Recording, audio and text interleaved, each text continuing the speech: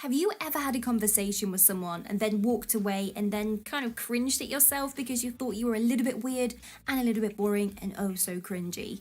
Now it happens. Those moments where we wait for the receipt to print out from the machine and it feels like years, and you engage in that awkward conversation with the cashier, or maybe you're intervening into a small talk with a barber because it's taken them longer than necessary to cut your hair. Regardless of the conversations you have, let's talk about the different ways that you can never be boring in any conversation so that you can use this to your advantage to impress people, have better friends, and also make girls like you. Let people talk about themselves.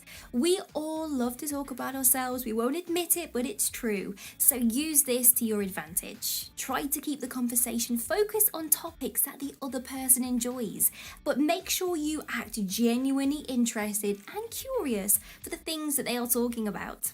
Take mental notes on people that do the talking pretty good.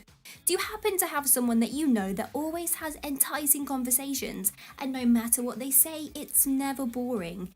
If so, study about how they do it. What is it that they say? What makes them so captivating? And if you don't know anyone in real life, some chat show hosts are pretty awesome at it. Talk slowly.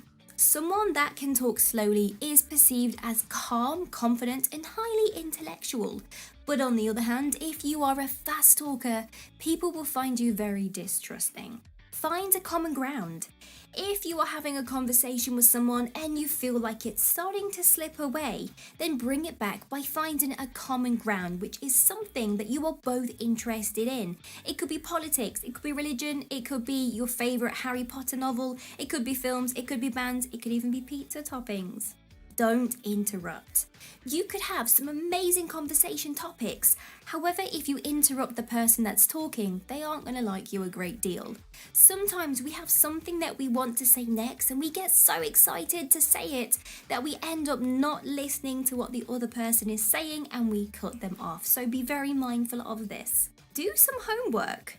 If you know that you have an upcoming situation with someone that you can plan for, then have a look at some key topics for the conversation. You could nicely stalk someone's social media pages and find out what they are interested in so that you always have a common topic to talk about and they will think, wow, this person is amazing, we share similar interests. Remember the important things. If you know that this person recently graduated an evening class, then talk about it. Remember at the start of the video, I told you that to keep someone interested, you need to get them to talk about themselves. Well, if you can take the conversation back to them, they will love it. You can simply say, oh my gosh, I nearly forgot, I have to interrupt, but well done on passing your exam. And this is going to make them feel that you really care about them. Therefore, they will always assume that you are an amazing person to talk to. Remember the small snippets for later on. Who knows, you may meet this person again, specifically if it's someone you want to have a date with. So remember some of the things that they have said so that you can drop it into the next conversations so they feel that you really do listen. The rule of 3. If you don't remember anything apart from this tip in the video, then that's okay. There are 3 things that you can ask someone to keep the conversation going, and it will springboard you off into different topics.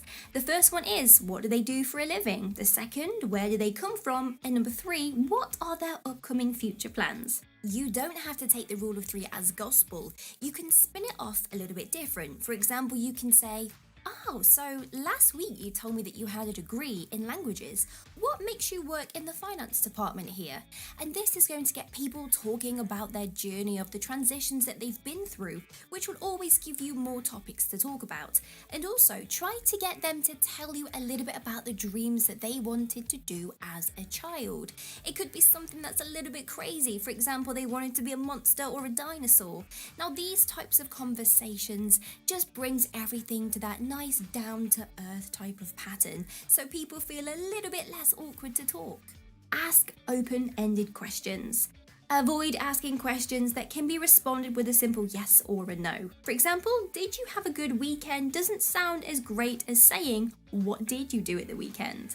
Divert the conversation to their passion. Everyone has something that they wish they could do or do more of.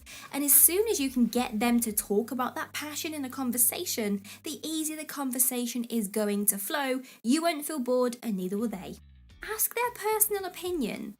Sometimes you could be stuck in a really mundane situation, and if you're running out of things to say, you could literally just ask for their opinion about anything around you or even a new film that's coming out. Maintain eye contact.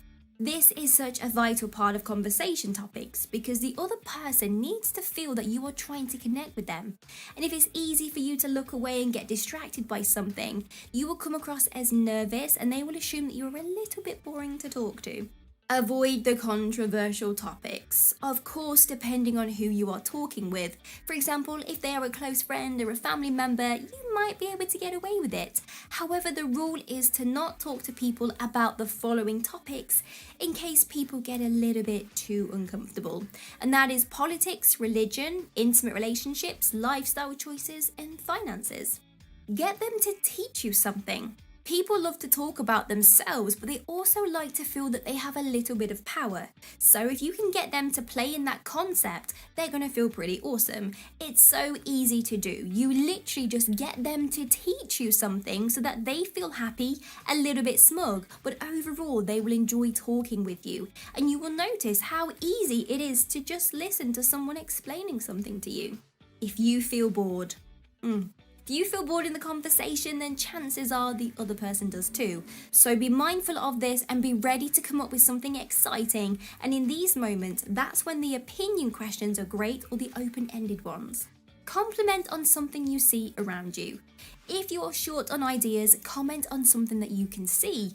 It could be the location you are both in or even what the other person is wearing. This will open up the floor for the next conversation topic. And naturally, when someone senses that you are kind of struggling to hold the conversation together, but you are doing everything above, so maintaining great eye contact, you aren't fidgeting, you look confident, they will try to do the 50-50 approach, where they will try to bring in some conversation topics too. And if you notice that this person is trying to maintain a conversation with you, it's because they like you and they are genuinely interested in something that you have to say.